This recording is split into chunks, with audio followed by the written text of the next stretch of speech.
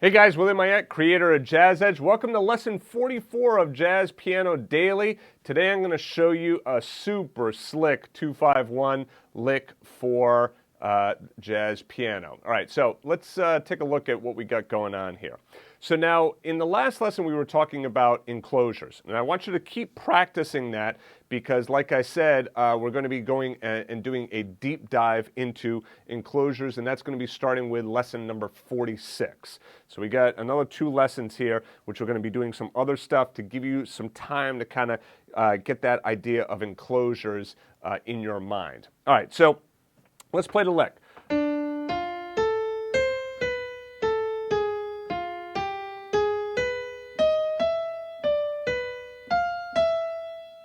Right, so it's the root of D, 3rd, 5, 7, and then it's coming down. See the double chromatic, and then a whole step below, and then resolving to the G, and then I go up a half step, and this is kind of bringing in some of that altered kind of sound. All right, so the root, the flat 9, then I cross underneath with my thumb, and then I go to my sharp 5, which then resolves up to the 13th there, and then with my 3rd finger, then 2nd finger on the 5th, and then back to the 3rd, then the 7th, and it resolves down to the 3rd of C major. Now, one thing I want to try and do is give you some licks that are different and interesting. There's so much stuff online in which you're doing like just the same old licks. I wanted to find something that's a little bit more interesting for you and has some more chromaticism in there. All right, so let's just try playing it several times nice and slow. Here we go.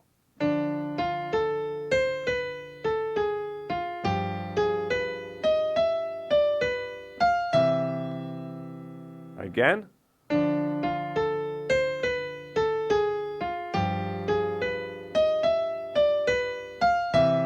All right, now when you're trying to learn licks like this, it helps to break them up. And typically what I would do is break them up into one measure. So I would do that much at first. Be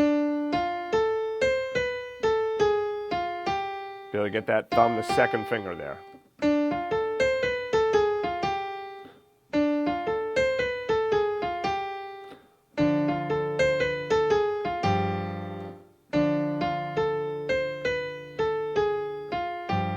To try it with me.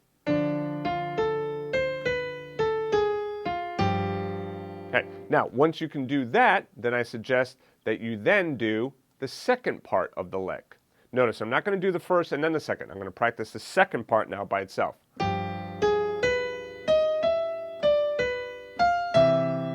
Now you might find that, oh man, that's kind of a lot to do. So you might think, hey, let me split this in half.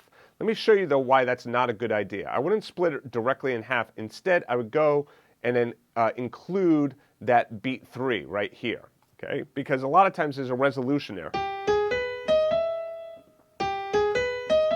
So 2, 3, 1, 2, 3. And then you can practice the last part.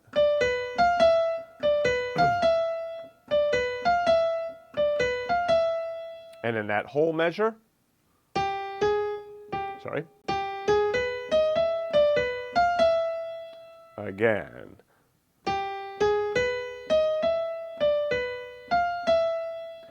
Two, 3, 1, 2, 3, 2, 1, 4, 3. You could also go 2, 3, 1, 3, 4, 3, 1, 4, 3. Now, once you can do that, then what you want to do is you want to see if you could do the entire line.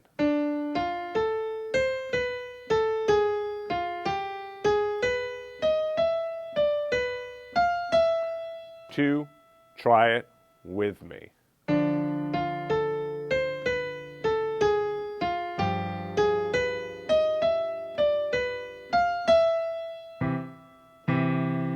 And notice the left hand here, it says just play them as whole notes, but a lot of times I'll add some different rhythms in there. You're welcome to do that as well, or you can just play it exactly as written. That's fine as well. Okay? All right, so let's just try going through 2 times along with the backing track, and I'll put it on 90 beats a minute for you.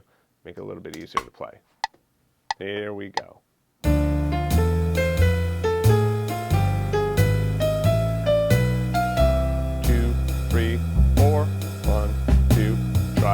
began.